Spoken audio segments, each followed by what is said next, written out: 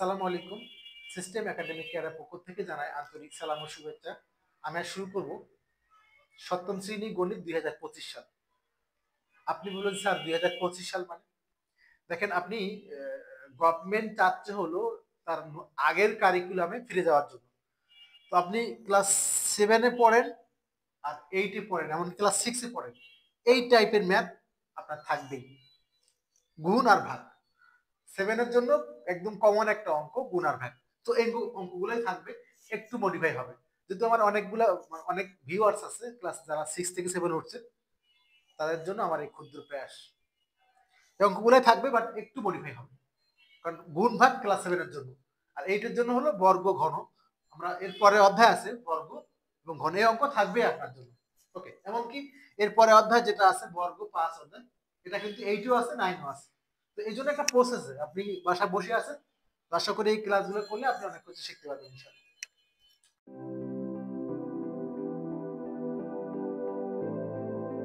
কি বলছে এখানে, প্রথম রাশিকে দ্বিতীয় রাশি দ্বারা গুণ করো।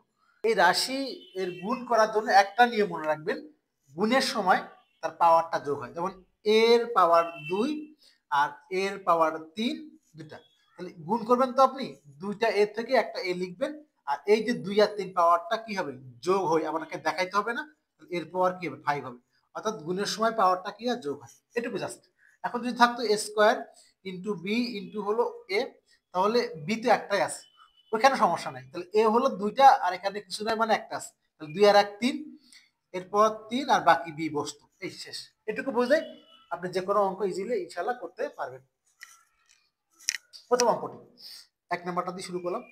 দেওয়া আছে বলছে প্রথম রাশিকে দ্বিতীয় রাশি দ্বারা গুণ করো। আমরা ডিরেক্টলি লিখবো একদম 3ab গুণ মানে তো গুণ চিহ্ন দিব 4aq। এখন আপনি আপনি সংখ্যাটা গুণ করেন, 3 গুণ 4 কত হয়, একবারে করে দেন, আলাদা করা দরকার। 3 4 কত হয়, 12। আর দেখেন এখানে এ কয়টা আছে, পিছনে মানে একটা আছে, আর এখানে 3টা, তাহলে এ কয়টা হবে, 4টা। এর পাওয়ার 4, 4টা মানে এর পাওয়ার 4, পাওয়ার হবে 4টা। আর বি তে একটাই আছে, বি বসে গেল। এটা হলো 1 নাম্বারটা। 2 নাম্বারটা খেয়াল করেন, কি আছে, 5xy আছে, 5xy, আর ওর সাথে সেকেন্ড রাশি হলো 6az। তো আমাদের আগের মতো সংখ্যা সংখ্যা গুণ, 5 6 কত, 30 বসে গেল। এবার চেক করে দেখেন তো, এখানে একটা ইম্পর্টেন্ট জিনিস খেয়াল রাখবেন, এটা একটা সিকোয়েন্স, একটু সুন্দর করে সাজায় লিখবেন, তাহলে পরে আর কষ্ট হবে না। দেখেন তো এই সংখ্যাগুলোর মধ্যে কে আগে, তো এ আগে, এ লেখেন, তারপরে এক্স, পরে ওয়াই, পরে জেড।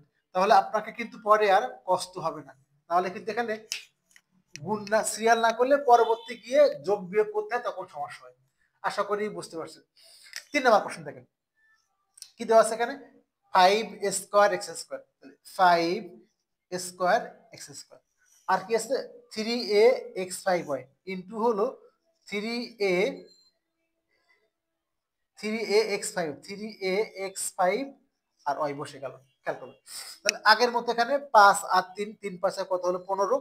এবার আমি যে কথাটা ফার্স্টে বললাম, আপনি একটু সিরিয়ালটা মেনটেন করবেন। দেখেন এখানে এ দুইটা, এর পাওয়ার একটা, এর পাওয়ার 2, এর পাওয়ার একটা, মানে এর পাওয়ার কত হবে, 3। সিরিয়ালে যাবেন।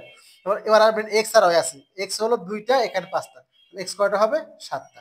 আর ওয়াই তো একটাই আছে, একটা লেখা শেষ, আর কেউ নেই।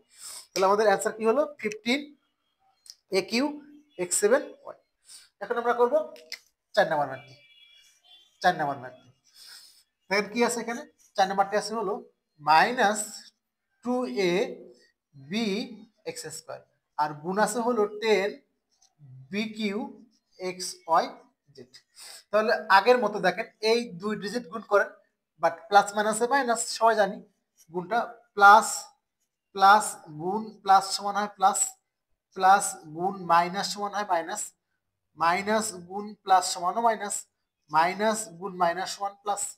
একটু মনে রাখবেন, মূলত 3টা সূত্র এখানে, জাস্ট এটা একটু ঘুরে লিখছি, এই কথা। ওকে, তাহলে এবার দেখেন, তাহলে প্লাস মাইনাস মাইনাস, এর আগে কিছু নাই মানে একটা প্লাস আছে, 10 দুগুণ কত, 20। ওকে, এ একটা, এখানে আর এ নাই, তাহলে এ বসে গেল। এখানে বি একটা আর বি 3টা, তাহলে বির পাওয়ার 4, মানে পাওয়ার একটা না, বির পাওয়ার। ওকে, আর এখানে বাকি আছে দেখুন তো এক্স ওয়াই জেড, তাহলে এখানে এক্স এর পাওয়ার 2, এখানে নাই মানে 1, তাহলে এক্স এর পাওয়ার কত হবে, 3। বাকি ওয়াই আর জেড বসে গেল। জেডটা অবশ্যই কাটবেন, কারণ 2 আর জেড থাকলে তখন মিক্সড হয়ে যায়, যারা জেড কাটেন না অভ্যাস থাকে না তখন এই যে 22 হয়ে যায় বা জেড জেড হয়ে যায়। এই জন্য আমাদের হাতে লিখে আমরা প্রিন্ট করি নাই, আমার তো হাতে লিখি, এই জন্য জেডটা আপনি কেটে দিবেন, অভ্যাসটা করবেন। আশা করি বুঝতে পারছেন। সিস্টেম একাডেমি কেয়ার পক্ষ থেকে আন্তরিক সালাম জানিয়ে শেষ করলাম আজকের মতো ক্লাস। আল্লাহ হাফিজ।